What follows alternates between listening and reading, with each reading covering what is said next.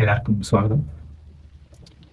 നിങ്ങൾ എന്തെങ്കിലും കാര്യത്തിന് വേണ്ടിയിട്ട് പരിശ്രമിച്ചുകൊണ്ടിരിക്കുകയാണോ? അല്ലെങ്കിൽ കഠിനമായി അധ്വാനിച്ചുകൊണ്ടിരിക്കുകയാണോ? അല്ലെങ്കിൽ ആ തരത്തിലുള്ള എന്തെങ്കിലും ലക്ഷ്യം വെച്ചിട്ട് മുന്നോട്ട് നീങ്ങുകയാണോ? അങ്ങനെ നിങ്ങളുടെ യാത്രയിൽ അവസാനം നിങ്ങളുടെ ലക്ഷ്യത്തിൽ നിങ്ങൾക്ക് എത്തിച്ചേരാതിരിക്കുക, അത്തരത്തിലുള്ള എന്തെങ്കിലും കാര്യങ്ങൾ നിങ്ങളുടെ ജീവിതത്തിൽ സംഭവിച്ചിട്ടുണ്ടോ? അല്ലെങ്കിൽ ഇപ്പോൾ സംഭവിക്കുന്നുണ്ടോ? അങ്ങനെ നമ്മളുടെ ലക്ഷ്യത്തിൽ എത്തിച്ചേരാതിരിക്കുന്ന സാഹചര്യത്തിൽ എന്താണ് നമ്മളതിനെ വിളിക്കാറുള്ളത്? തികച്ചും പരാജയപ്പെട്ടു പോയി എന്നാണോ? നമുക്ക് നോക്കാം.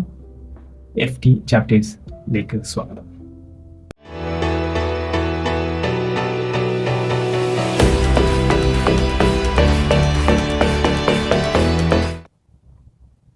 ഇന്ന് ഞാൻ നിങ്ങളെ പരിചയപ്പെടുത്താൻ പോകുന്ന പുസ്തകം the old man and the sea. Hemingway എഴുതിയ the old man and the sea, മലയാളത്തിൽ കിഴവനും കടലും എന്ന പുസ്തകത്തെ ആസ്പദമാക്കി സംസാരിക്കാനാണ് ശ്രമിക്കുന്നത്. നമ്മളുടെയൊക്കെ ജീവിതത്തിലെ ലക്ഷ്യം മുൻനിർത്തി നമ്മൾ കഠിനമായി പ്രയത്നിക്കുകയും പരിശ്രമിക്കുകയും കഠിനാധ്വാനം ചെയ്യുകയും ഒക്കെ ചെയ്തിട്ട് അതിൻ്റെ ലക്ഷ്യത്തിൽ എത്തിച്ചേരാതിരിക്കുന്ന സാഹചര്യത്തിൽ സമൂഹം അല്ലെങ്കിൽ നമ്മളെ തന്നെ പരാജയപ്പെട്ടു പോയി എന്ന് നിർവചിക്കുന്ന സാഹചര്യത്തിൽ എന്താണ് ഈ പുസ്തകത്തിലെ കഥ നമ്മളെ, അല്ലെങ്കിൽ ഹെമിംഗ്വേ എന്താണ് അങ്ങനെ ഒരു സാഹചര്യത്തെക്കുറിച്ച് പറയാൻ ശ്രമിക്കുന്നത് നമുക്ക് നോക്കാം. അങ്ങനൊരു ആശയമാണ് എനിക്ക് നിങ്ങളോട് ചർച്ച ചെയ്യാൻ ആഗ്രഹിക്കുന്നത്. ഇതിലെ പ്രധാനപ്പെട്ട കഥാപാത്രമായ സാന്റിയാഗോ ഒരു മീൻപിടുത്തക്കാരനാണ്. കഴിഞ്ഞ 84 ദിവസവും അദ്ദേഹം കഷ്ടപ്പെട്ട് കടലിൽ പോയി മീൻ പിടിക്കാൻ ശ്രമിക്കുകയും മീൻ ലഭിക്കാതിരിക്കുകയാണ് ചെയ്തിരിക്കുന്നത്. നമ്മൾക്കറിയാമല്ലോ, അങ്ങനെ ഒരു സാഹചര്യത്തിൽ എന്തായിരിക്കും അദ്ദേഹത്തെ പറ്റി അദ്ദേഹത്തിൻ്റെ കൂടെയുള്ള കൂട്ടുകാരായിക്കോട്ടെ, സുഹൃത്തുക്കളായിക്കോട്ടെ, അല്ലെങ്കിൽ ചുറ്റുപറ്റുമുള്ള ആരായിക്കോട്ടെ, എന്ത് കാര്യം, ഇനി ആ ആള് തികച്ചും പ്രായം ചെന്ന ഒരാളാണെങ്കിലോ എന്തായിരിക്കും പറയുന്നത്?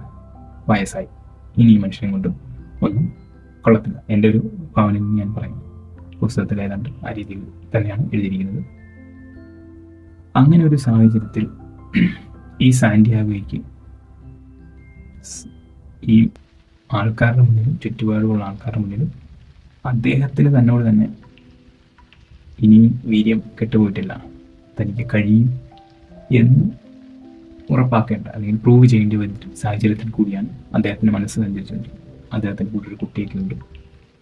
ആ കുട്ടിയുടെ രീതിയിലൊക്കെ ഈ ചെറിയ രീതിയിലൊക്കെ പറയുന്നുണ്ട്, ഇനി കഴിയുമോ എന്നുള്ള രീതിയിലേക്ക് ചോദിക്കുന്ന രീതിയിലൊക്കെയാണ് ഈ കഥ മുന്നോട്ട് പോകുന്നത്. അങ്ങനെ ഇരിക്കുമ്പോൾ ഈ 84 ദിവസം ഈ 84 ദിവസവും മീനൊന്നും ലഭിക്കാതെ, കടലിൽ പോയിട്ട് മീനൊന്നും കിട്ടാതെ വന്ന സാന്റിയാഗോ തൻ്റെ ചൂണ്ടയും ബോട്ടും മാറ്റി വെക്കാതെ വീണ്ടും ഉൾക്കടലിലേക്ക് സഞ്ചരിക്കുകയാണ്. അതും ഒറ്റയ്ക്ക്. ഉൾക്കടലിലേക്ക് താൻ ഒറ്റയ്ക്ക് സഞ്ചരിച്ച് മെർലിൻ എന്ന് പറയുന്ന ഒരു മീനിനെ ചൂണ്ടയിട്ട് കുരുക്കി. ഞാനതിനെ പറ്റി നോക്കുമ്പോൾ ഒരു 600-700 കിലോഗ്രാമോളം വരുന്നൊരു മത്സ്യമാണ്. അതിനെ ചൂണ്ടയിൽ കൊരുത്തതിന് ശേഷം ഒരു 3 ദിവസം ഈ സാന്റിയാഗോയും മീനുമായിട്ടുള്ള മൽപ്പിടുത്തമാണ് ഈ കഥ. 3 ദിവസം വെള്ളവും ഭക്ഷണവും ഇല്ലാതെ സാന്റിയാഗോ ഈ മത്സ്യവുമായിട്ടൊരു യുദ്ധമാണ്. അവസാനം ഒരു ഗതിയില്ലാതെ ഈ മത്സ്യത്തിനെ കൊന്ന് ബോട്ടിൽ കെട്ടി വലിച്ചുകൊണ്ട് കരയിലേക്ക് വരികയാണ് ചെയ്തത്. അങ്ങനെ വന്നുകൊണ്ടിരിക്കുന്ന സമയത്ത് മറ്റ് സ്രാവുകൾ, ജീവനുള്ള സ്രാവുകൾ വീണ്ടും ഇതിനെ ആക്രമിക്കുകയും ഇതിൻ്റെ മാംസങ്ങൾ ഭക്ഷിക്കാൻ ശ്രമിക്കുകയും ആ സ്രാവുകളോട് ഈ സാന്റിയാഗോയ്ക്ക് ഏറ്റുമുട്ടേണ്ടി വരികയാണ് ചെയ്തത്. അങ്ങനെ ഇനി കരയ്ക്കെത്തുമ്പോഴത്തേക്ക് ഒരു കഷ്ണം പോലും മാംസം ശേഷിക്കാതെ എല്ലുമുള്ളുമായിട്ട് സാന്റിയാഗോ കരയിലേക്ക് വരുന്നൊരു ചിത്രമുണ്ട്. വളരെ രസകരമായ, വളരെ ആകർഷകമായ രീതിയിലാണത് എഴുതി വെച്ചിരിക്കുന്നത്. ഒന്നും ഇത് കിട്ടിയിട്ടില്ല. എന്നാലും ആ വരുന്ന വരവിൽ അദ്ദേഹത്തിൻ്റെ ഈ സാന്റിയാഗോയുടെ സുഹൃത്തുക്കളും കൂടെ മത്സ്യം പിടിക്കാൻ പോകുന്ന ആൾക്കാർ ഒക്കെ അദ്ദേഹത്തെ അംഗീകരിക്കുന്ന ഒരു രീതിയാണ് ഇവിടെ കാണിക്കുന്നത്. ഈ സാന്റിയാഗോയും വളരെ സംതൃപ്തനായിട്ടാണ് കാണിക്കുന്നത്. ഈ മാംസം ഒന്നുമില്ലാതെ തിരിച്ച് വരുമ്പോഴും അദ്ദേഹം സന്തുഷ്ടനാണ്. എനിക്ക് ആ ആദ്യ സമയം ഇത് വായിച്ചപ്പോൾ എനിക്ക് അത്ര വർക്കായില്ല. എന്തുകൊണ്ടെന്ന് വെച്ച് കഴിഞ്ഞാൽ ഇത് ഒന്നുമില്ലാതാണ് തിരിച്ചു വന്നിരിക്കുന്നത്. പിന്നെ എന്താണ് കഥ കൊണ്ട് ഉദ്ദേശിക്കുന്നത്?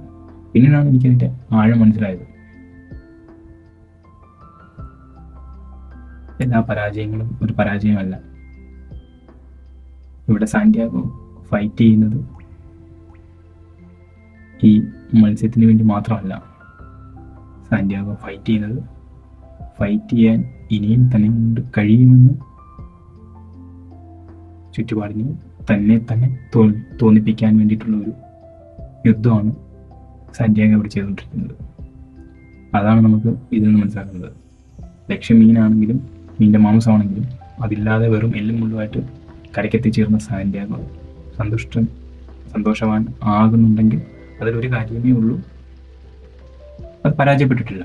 തൻ്റെ അധ്വാനവും തൻ്റെ പ്രയത്നവും തൻ്റെ കഴിവും ഒന്നും പോയിട്ടില്ല. എല്ലാം അവിടെ തന്നെ ഉണ്ട്. മീൻ കിട്ടി കാണത്തില്ല. ചിലപ്പോൾ നാളെ പോയി മീൻ പിടിക്കുമായിരിക്കും. നാളെ ചിലപ്പോൾ വിജയിച്ച് വരുമായിരിക്കും. അല്ലെങ്കിൽ നാളെ ആ മീനും സാന്റിയാഗോ ആയിട്ടുള്ള ഫൈറ്റിൽ സാന്റിയാഗോ ചിലപ്പം എന്നേക്കുമായിട്ട് അറിയപ്പെട്ട് പോകാതിരിക്കും. അതെന്തോ ആയിക്കോട്ടെ.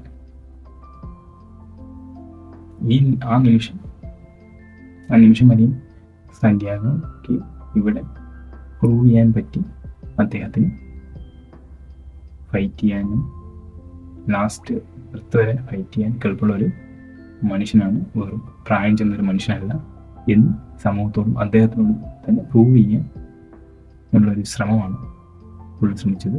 അതിൽ അദ്ദേഹം വിജയിക്കുകയും ചെയ്തു എന്നുള്ളതാണ് ഈ കഥ നമ്മളെ ഓർമ്മിപ്പിക്കുന്നത്.